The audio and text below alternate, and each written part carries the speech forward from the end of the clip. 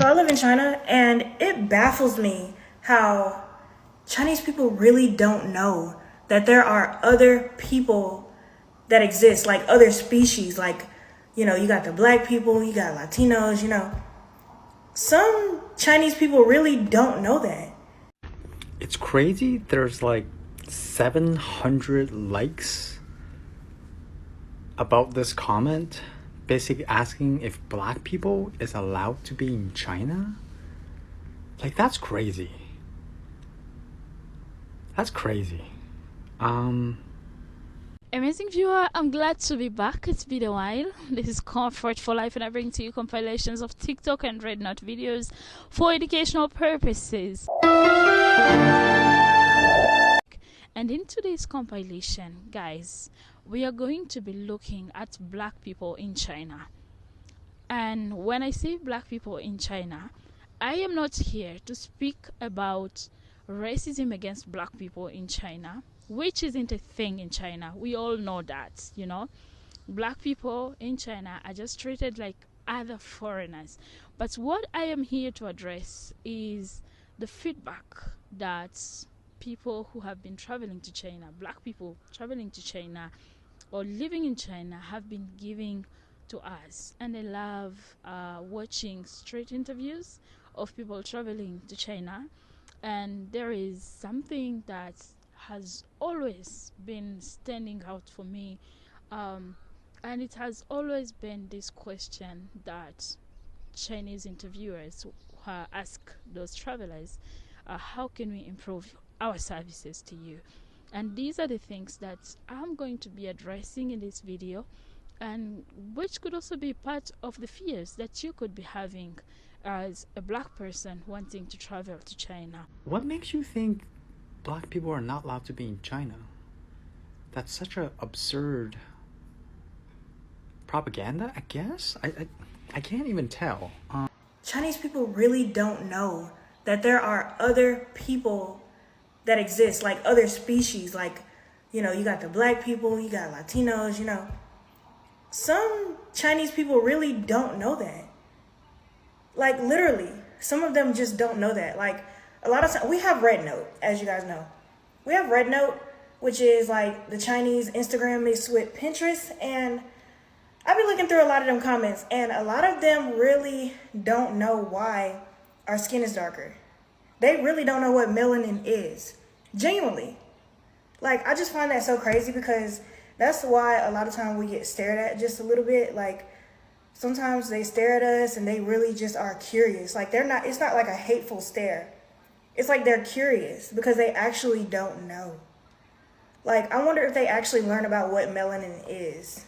I remember being in science class actually learning what melanin is, but I really don't think they know what melanin is. Like, how does melanin work?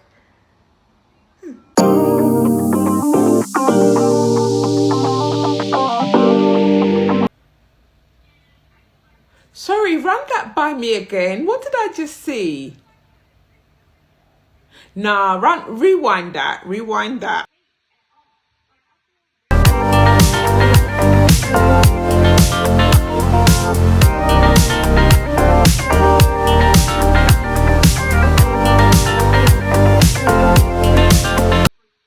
Someone enlighten me, because I've actually been to China very briefly. I was actually in Hong Kong many moons ago, and I did pass through China, but like I said, that was quite a while ago. So is it still very much a closed society where black presence is still, based on what I'm seeing on that video, like black presence in China, is that still like a phenomenon?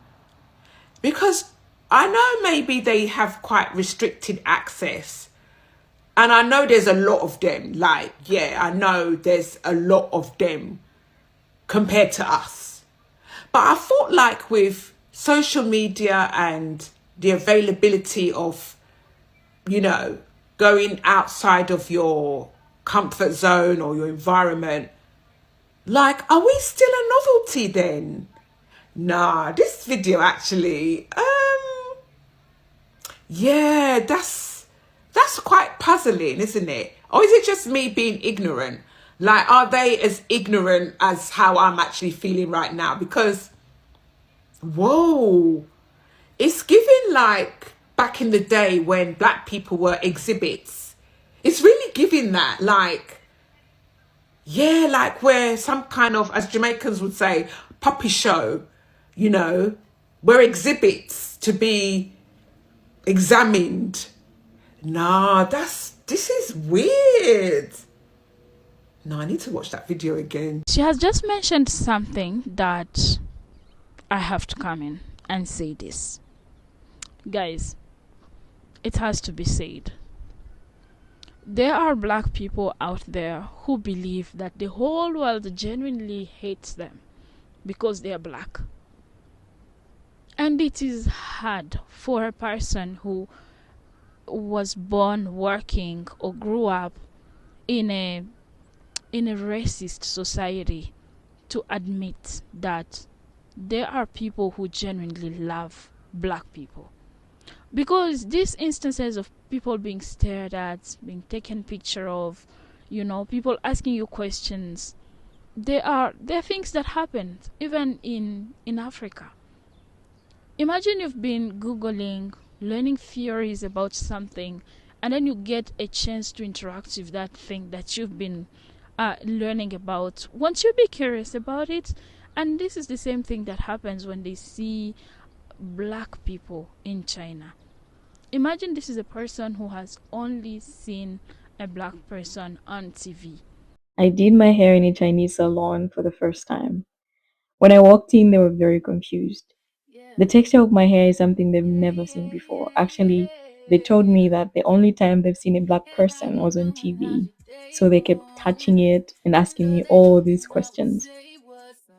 I like your hair. You like my hair? Do you like my hair? わあ触ってもいい You can touch it. すごいいやすごい自分でやるの Yeah, brain. おすごいかっこいい Thank you. へえ It doesn't mean that they are not aware of these particular people. We don't have to spoil the entire world because the US isn't the world. America isn't the entire world. Europe isn't the entire world. If there are people out there who hate black people, we have to stop spreading these narratives to other countries, because this is how it grows. So if someone asks you questions out of curiosity, it doesn't mean that they ignore your existence. They know that you exist. They know that they are black people, but they haven't seen one in real life. And when they see you,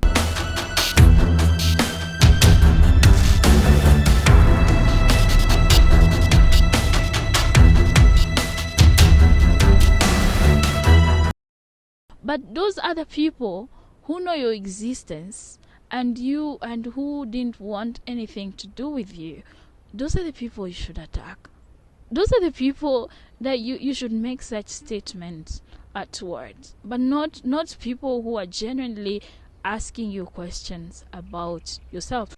I do not want my children. And the more and more I think about it, I think I made a big mistake by having them. I've been thinking about this for years, and I also told my children that I do not want them at all. I told my children that I don't want them to live in the United States. I don't want them to grow up how I grew up. I don't want them struggling. I definitely don't want them to deal with discrimination. And I don't want them to be in debt. I don't want them to find a person that is not going to be beneficial to their lifestyle and how they've been living for almost the last 10 years being abroad. My husband and I, we say it all the time that we should have never, ever had our children in the United States. We should have left and never looked back. All the stuff that's going on in the United States is not a healthy environment for my children to live in. I want them to feel secure. I want them to feel safe. I want them to feel loved by a community of people that is all striving for the same outcome. And I just feel like being in the States right now is too much pressure. It's volatile.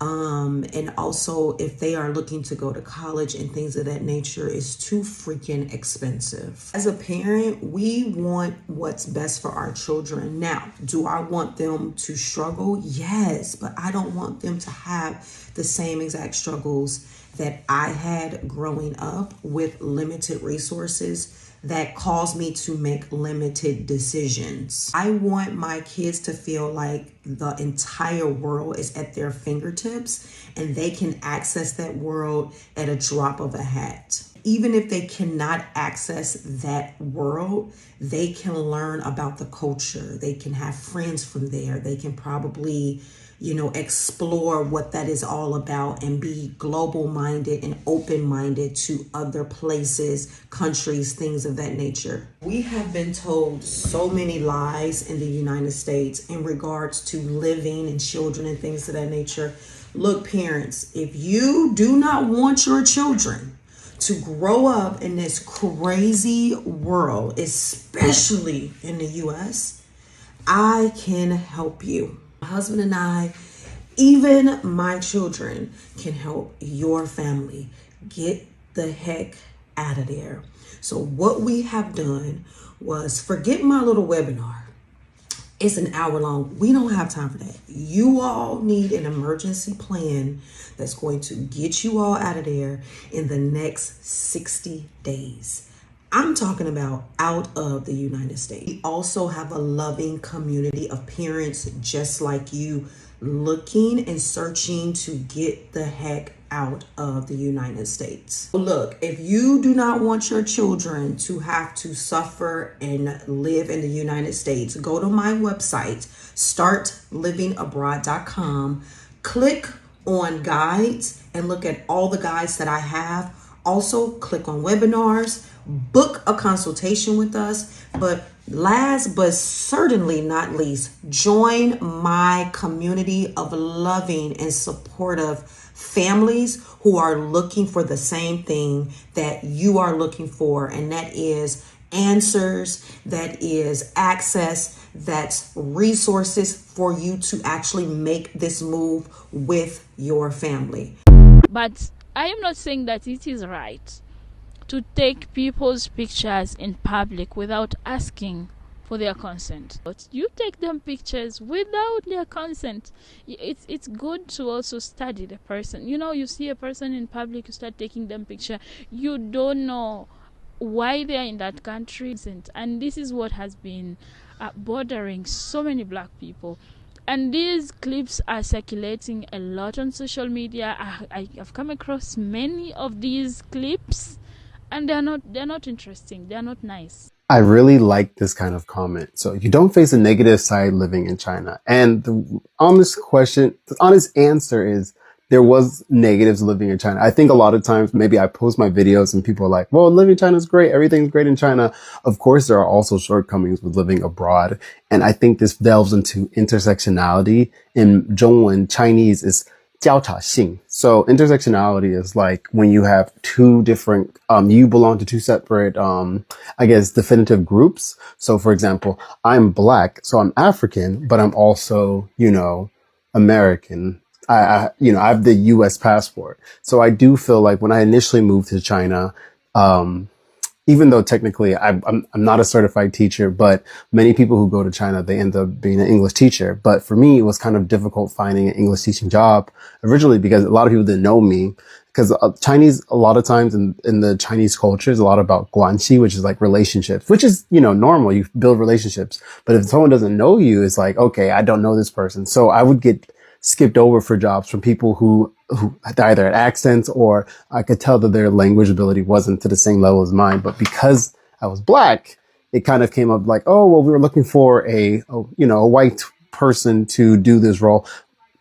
That's just the way the world works in general. So what I like to think is, with intersectionality, even though I am seen as African, I do feel like sometimes because I was American, I did get preferential treatment compared to, I feel like other, people from the African diaspora. But at the same time, you know, it's like people have to communicate with you to know where you're from. You're from the US or you're from here. So it's like, I don't know.